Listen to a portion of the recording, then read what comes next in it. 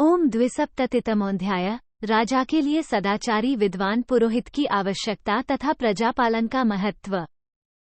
भीष्म जी ने कहा, राजन, राजा को चाहिए कि वह एक ऐसे विद्वान ब्राह्मण को अपना पुरोहित बनावे जो उसके सत्कर्मों की रक्षा करे और उसे असत कर्म से दूर रखे तथा जो उसके शुभ की रक्षा और अशुभ का निवारण करे। एक, इस विषय में विद्वान लोग इला कुमार पुरुवा तथा वायु के संवादरूप प्राचीन इतिहास का उदाहरण दिया करते हैं। 2, पुरुवा ने पूछा, वायुदेव, ब्राह्मण की उत्पत्ति किससे हुई है?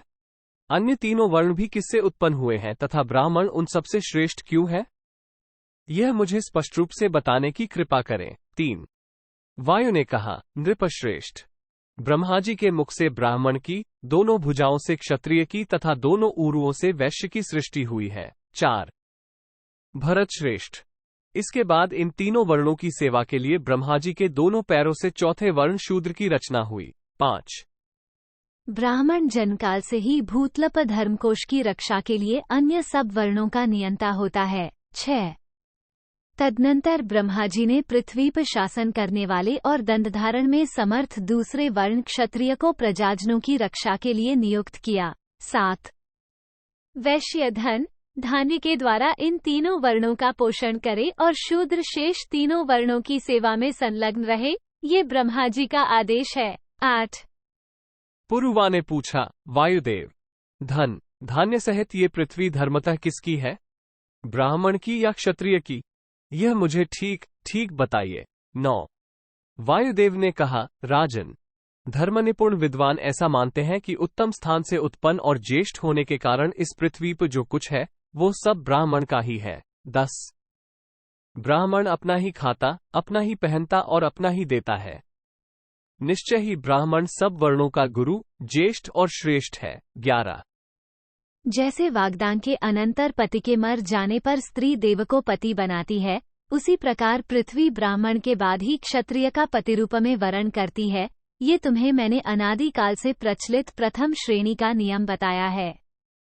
आपत्तिकाल में इसमें फेर फार भी हो सकता है। 12, यस्या म्रियते कन्याया वाचा सत्ये कृते पते तामनेन विधानन निजो विंदेत देव्रः मनु 0:9, 69।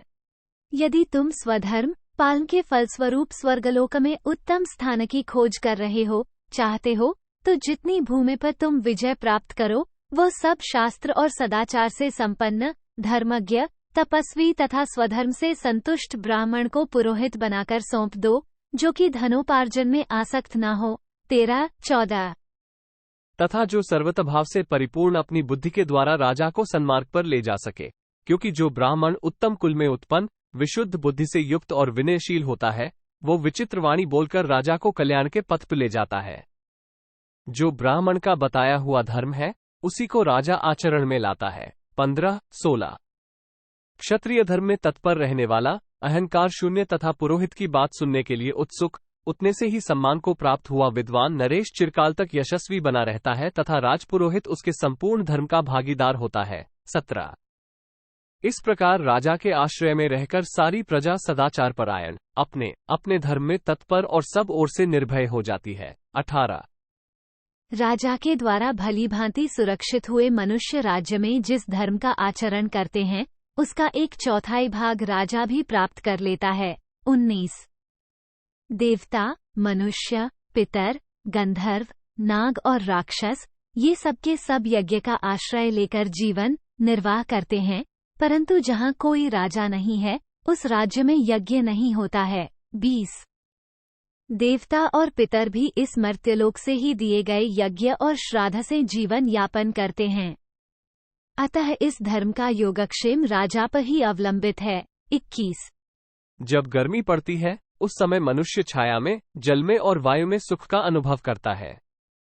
इसी प्रकार सर्दी पड़ने पर अग्नि और सूर्य के ताप से तथा कपड़ा ओढ़ने से उसे सुख मिलता है, परंतु अराजकता का भय उपस्थित होने पर मनुष्य को कहीं किसी वस्तु से भी सुख प्राप्त नहीं होता है। 22, साधारण अवस्था में प्रत्येक मनुष्य का मन शब्द, स्पर्श, रूप, रस और गंध में आनंद का अनुभव करता है, परंतु भयभीत मनुष्य को उन सभी भोगों में कोई सुख नहीं मिलता है। इसलिए जो अभयदान करने वाला है, उसी को महान फल की प्राप्ति होती है। क्योंकि तीनों लोकों में प्राणदान के समान दूसरा कोई दान नहीं है। राजा इंद्र है, राजा यमराज है तथा राजा ही धर्मराज है। राजा अनेक रूप धारण करता है और राजा ने ही इस संपूर्ण को धारण कर रखा है। 25 इति श्रीमहाभारते शान्तिपर्वणि राजधर्मानुशासन पर्वणि 2सप्ततितमोऽध्यायः 72। इस प्रकार श्री महाभारत शांति पर्व के अंतर्गत राजधर्मानुशासन पर्व में 72वां अध्याय पूरा हुआ। 72।